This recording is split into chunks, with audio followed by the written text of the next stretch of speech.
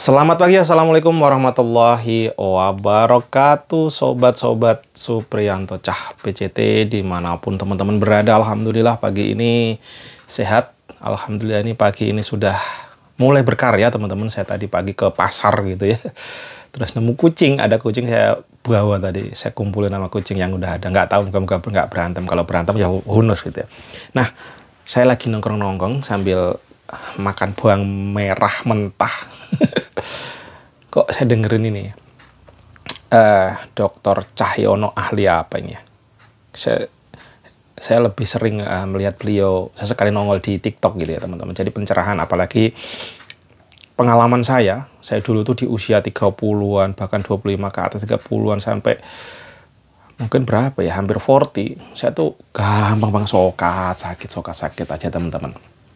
Dan pagi ini saya dengar kalau di usia 40 itu udah salah satu yang sangat kudu diapresiat, karena bukan, maksudnya gini, perlu diatensi kok apresiat.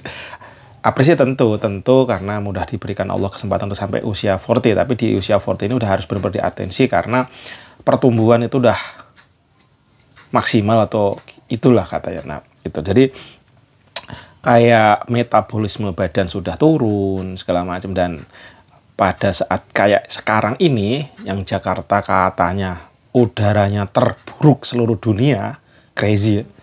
Dulu dengar-dengar kan China gitu, terus sekarang Jakarta teman-teman, ya Allah bahaya. Apalagi cuaca Jakarta panas ya, alhamdulillah. Dan ini siap-siap aja kita ini diserbu oleh banyak polusi yang membuat badan kita bisa drop dan kita akan sakit. Nah, atensi banget kayak orang-orang usia seperti saya yang udah di atas 40 terutama, dan ini pun berlaku sampai yang usia bawah. Apalagi sekarang anak-anak muda juga ngawur, makanya katanya badan kita itu terjadi oksidasi ya. Oksidasi itu kalau bahasa saya memudahkan yang saya dengerin tadi ya, pokoknya bisa merusak badan kita lah. Karena kita kan oksigen, terus dari kerusakan dan sampai ke sel. Kalau selnya udah itu ya wes piye, bergerak ya, remuk gitu kan. Ya rusak, jadi penyakit, sumber penyakit. Nah, untuk mengatasi itu perlu yang namanya antioksidan. Wih, saya bukan ahlinya teman-teman, saya cuma dengerin dari pakar, dari suhu, dan mau tidak mau kayak saya ini perlu banget saya atensi. Dan alhamdulillah, karena saya mencoba atensi di usia saya yang malah udah 40 gitu. Alhamdulillah saya merasa lebih sehat, lebih health dibandingkan saya waktu di usia 30-an. Pokoknya masa zaman kos, awal-awal nikah, itu saya masih gampang sakit waktu itu. Karena saya banyak hal, pertama dari pola hidup teman-teman. Pola hidupnya dulu saya kerja di awal itu karena duitnya sedikit, makannya ngirit, makannya mie, makannya kurang nutrisi, terus tidurnya juga suka-suka, walaupun saya tetap tidur gitu. Bukan suka-suka, terus namanya olahraga ya anggot-anggotan, cenderung 90% nggak olahraga. Itu teman-teman. Nah, sekarang mulai saat ini setelah saya paham, saya mengerti, saya coba rutinkan. Olahraga yang saya lakukan apa sih? Pagi-pagi ya paling push up 10 kali, kadang lari di tempat, ya, tapi saya coba rutinkan. Terus kedua, saya pola hidup, tidur saya udah atur bener-bener ba'da isya. Insya Allah saya biasanya kayak semalam saya ba'da isya mulai tidur jam 8 udah mulai terlelap, jam 1 malam udah terbangun, kebetulan bumi sakit perut katanya, dan ini baru saya rebusin jahe. Terus ya tadi kembali ke antioksidan, saya tadi membaca apa sih saran antioksidan tertinggi katanya itu yang di makanan, termasuk buah-buahan yang banyak beri-berinya. Jadi kayak goji berry, blueberry yang warnanya ungu-ungu. Loh, kok iso ya? Katanya tinggi banget antioksidannya. Terus saya secara nggak sadar, saya tuh suka tanaman kale, bahkan saya nanam walaupun jumlahnya sedikit. Ternyata kale itu juga masuk ke salah satu makanan yang tinggi antioksidan. Jadi teman-teman ada saran nih, makan anggur itu ya, itu sama biji-bijinya dikunyah, dan itu juga tinggi antioksidan teman-teman. Wow. Terus kubis ungu, daun kale, bayam, brokoli, ubi ungu. Nah, kalau saya ini yang hampir rutin, sering saya konsumsi adalah daun kale karena memang saya suka. Biasanya saya kombinasikan dengan kambing. Nah, si dokter ini juga, Dokter Cahyono ini sangat menyarankan stop gula putih dan tepung-tepungan. Wih, crazy. Dan kalau yang saya kurangi, sangat-sangat kurangi karbonya. Nasi ini tetap saya makan sesekali aja. Cuma sekarang jarang banget yang saya tergantikannya dengan buah, sayuran, terus daging kambing malah saya konsumsi, teman-teman. Nah, ini yang asumsi dulu kalau di kepala saya, yang saya paham kalau makan kambing ya, darah tinggi. Kalau Dokter Cahyono, sebenarnya penyebab darah tinggi itu apa? Katanya awal muasalnya pasti dari pemfilteran dari mana ya? Sisi ginjal apa? Sama liver gitu yang menyaring racun, dan itu semua harus dari sini tadi ditambah ya minumnya air putih, cukup tidurnya cukup.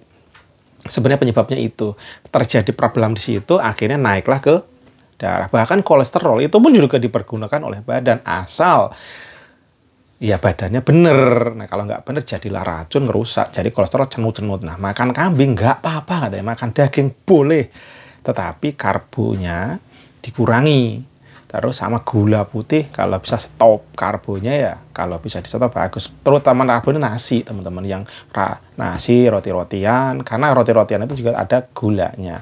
Nah, menurut saya kalau yang saya alami sendiri, kalaupun saya makan kayak gitu ya, saya mantu badan saya, kalau badan saya nggak nyaman, pasti ini berlebih gitu.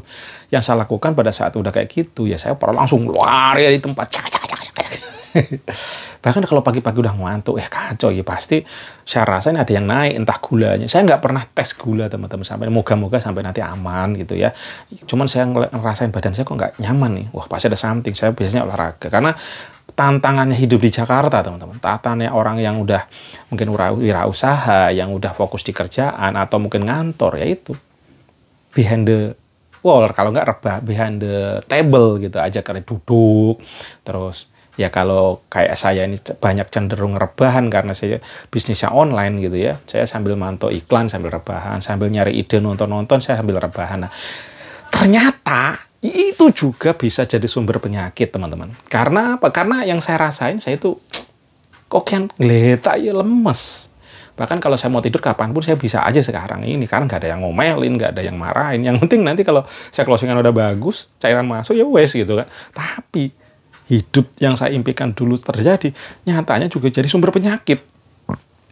Alhamdulillah setelah saya rubah pola hidup saya, teman-teman, ya pengalaman saya sendiri gitu ya.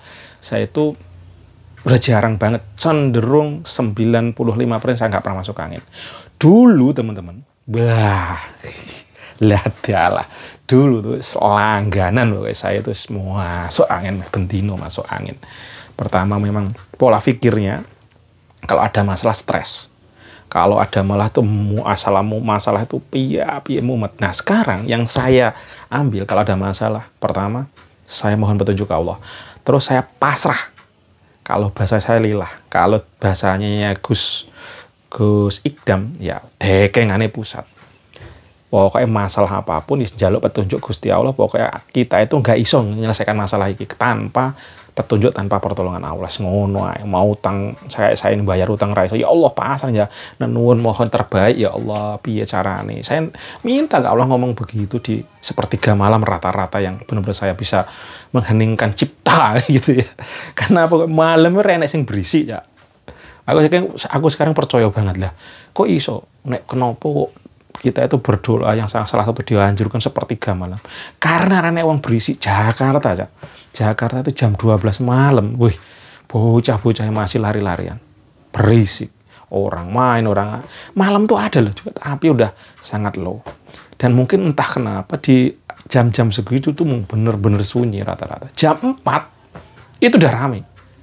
Masjid udah dengan pembangun, wah ya bangun. Bahkan ngonten aja, teman-teman, kayak gitu ya. Itu jam 4 udah keganggu kalau saya.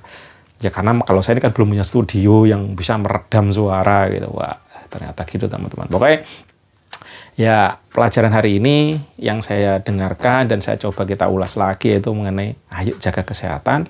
Berapapun usia kita, bisa jadi kita akan jadi penyakitan kalau nggak jaga.